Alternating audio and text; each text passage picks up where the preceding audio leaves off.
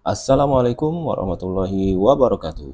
Saya Andri Setiawan, calon guru penggerak Angkatan 11, berasal dari SMP Negeri Bingintulu, Kabupaten Musirawas Utara, Provinsi Sumatera Selatan.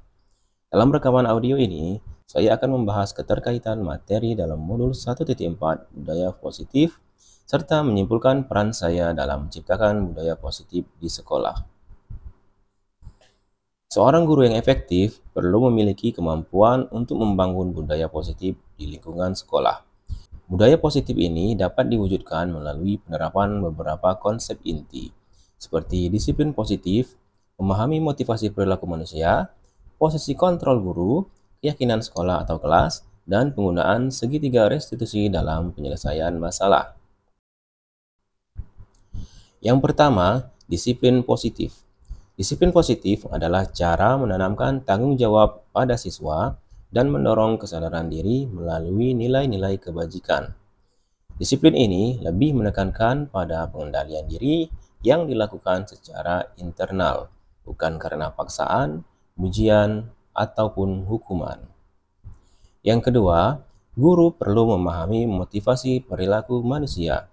Ada 3 jenis motivasi perilaku. Yang pertama yaitu menghindari ketidaknyamanan atau hukuman, kemudian mencari imbalan atau penghargaan dari orang lain, dan yang ketiga menghargai diri sendiri berdasarkan nilai-nilai yang diyakini.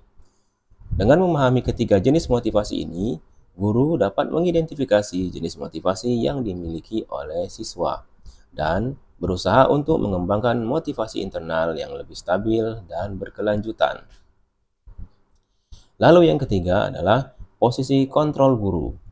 Ada 5 posisi kontrol yang dapat diambil oleh guru, yaitu sebagai penghukum, pembuat merasa bersalah, sebagai teman, sebagai pemantau, dan sebagai manajer. Posisi yang paling efektif adalah sebagai manajer, di mana guru bekerja sama dengan siswa untuk memecahkan masalah dan mendorong siswa untuk bertanggung jawab atas tindakan mereka sendiri. Lalu yang keempat, keyakinan sekolah atau keyakinan kelas. Guru memiliki peran penting dalam membentuk keyakinan bersama di sekolah ataupun di kelas. Keyakinan ini harus mudah diingat, dipahami, dan diterapkan oleh semua pihak di lingkungan sekolah. Lalu yang kelima adalah penerapan segitiga restitusi. Dalam penyelesaian masalah, guru yang bertindak sebagai manajer menggunakan segitiga restitusi untuk membantu siswa menjadi lebih mandiri dan bertanggung jawab. Proses ini melibatkan 3 langkah, yakni menstabilkan identitas, memvalidasi kesalahan yang telah dilakukan, dan menanyakan keyakinan siswa. Kemudian, keterkaitan antara budaya positif dan materi-materi pada modul sebelumnya adalah bahwa penerapan budaya positif di sekolah akan mempermudah terciptanya suasana yang reflektif, kolaboratif, dan inovatif. Budaya ini bisa terwujud dengan kerjasama semua pihak di sekolah melalui keyakinan yang disepakati bersama. Salah satu perubahan yang ingin dicapai sesuai dengan visi guru penggerak adalah terciptanya budaya positif yang akan membuat sekolah menjadi tempat yang aman, nyaman, dan berpihak pada siswa. Untuk mencapai visi ini, guru harus menginisiasi perubahan berdasarkan filosofi Ki Hajar Dewantara dan profil pelajar Pancasila. Selanjutnya, berikut ini saya akan mencoba menjawab pertanyaan dari LMS. Yang pertama, sejauh mana pemahaman Anda tentang konsep-konsep inti yang telah Anda pelajari di modul ini, yaitu disiplin positif, teori kontrol, teori motivasi, hukuman dan penghargaan, posisi kontrol guru, kebutuhan dasar manusia, keyakinan kelas, dan segitiga restitusi. Adakah hal-hal yang menarik untuk Anda dan di luar dugaan? Jawabannya adalah, saya telah memahami berbagai konsep inti dalam modul budaya positif yang meliputi disiplin positif, teori kontrol, teori motivasi, hukuman dan penghargaan, posisi kontrol guru, kebutuhan dasar manusia, keyakinan kelas, dan segitiga restitusi. Semua konsep ini harus dipahami secara mendalam, diterapkan dalam tindakan sehari-hari, dan dibagikan kepada rekan guru di sekolah.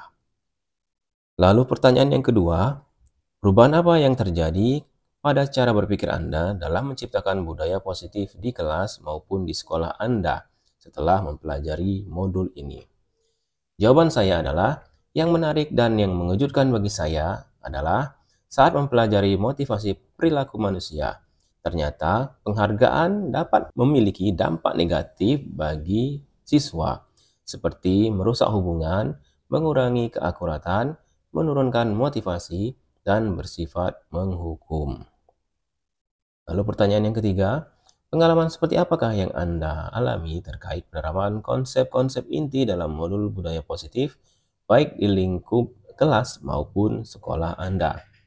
Jawaban saya, setelah mempelajari modul ini, saya menyadari bahwa posisi kontrol yang sering saya gunakan adalah sebagai penghukum dan juga pemantau. Namun, posisi yang lebih efektif adalah sebagai manajer dengan cara menangani masalah menggunakan segitiga restitusi.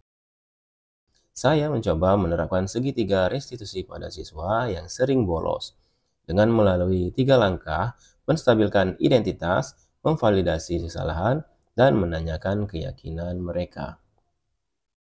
Lanjut lagi ke pertanyaan yang keempat. Bagaimanakah perasaan Anda ketika mengalami hal-hal tersebut? Jawabannya, saya merasa sangat termotivasi untuk terus memperbaiki diri sesuai dengan nilai-nilai budaya positif di sekolah. Menurut Anda, terkait pengalaman dalam penerapan konsep-konsep tersebut, hal apa sajakah yang sudah baik? Adakah yang perlu diperbaiki? Jawaban saya, hal yang telah berjalan baik adalah munculnya motivasi internal pada siswa untuk menjalankan budaya positif berdasarkan nilai-nilai kebajikan yang diyakini. Namun, hal yang perlu diperbaiki adalah posisi seorang guru yang seharusnya sebagai manajer.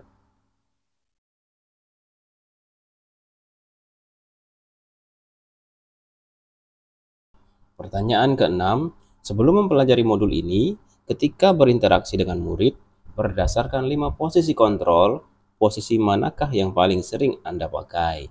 Dan bagaimana perasaan Anda saat itu? Setelah mempelajari modul ini, posisi apa yang Anda pakai dan bagaimana perasaan Anda sekarang? Apa perbedaannya? Jawaban saya, sebelum mempelajari modul ini, saya sering merasa bersalah ketika harus memberikan hukuman kepada siswa yang melakukan kesalahan. Namun setelah mempelajari modul ini, saya merasa lebih terang dan menyadari pentingnya komunikasi yang efektif untuk menumbuhkan rasa tanggung jawab kepada siswa. Lanjut pertanyaan yang ketujuh. Sebelum mempelajari modul ini, pernahkah Anda menerapkan segitiga restitusi ketika menghadapi permasalahan murid Anda? Jika iya, tahap mana yang Anda praktekkan dan bagaimana Anda mempraktekannya? Jawaban saya baru menggunakan satu langkah dalam segitiga restitusi, yaitu menstabilkan identitas dengan memberikan pernyataan seperti setiap orang pasti pernah berbuat kesalahan. Atau bisa juga pernyataan tidak ada manusia yang sempurna. Ternyata hal tersebut belumlah cukup dalam menerapkan segitiga restitusi. Lanjut lagi ke pertanyaan ke-8. Selain konsep-konsep yang disampaikan dalam modul ini, adakah hal-hal lain yang menurut Anda penting untuk dipelajari dalam proses menciptakan budaya positif, baik di lingkungan kelas maupun sekolah? Jawaban saya, dalam menciptakan budaya positif di lingkungan kelas maupun di lingkungan sekolah adalah penting untuk melakukan kolaborasi antara pihak sekolah dengan orang tua siswa agar budaya positif tidak hanya diterapkan di sekolah saja, tetapi juga di rumah, sehingga menjadi kebiasaan atau karakter yang melekat. Demikianlah 8 pertanyaan dan 8 jawaban yang sudah saya berikan.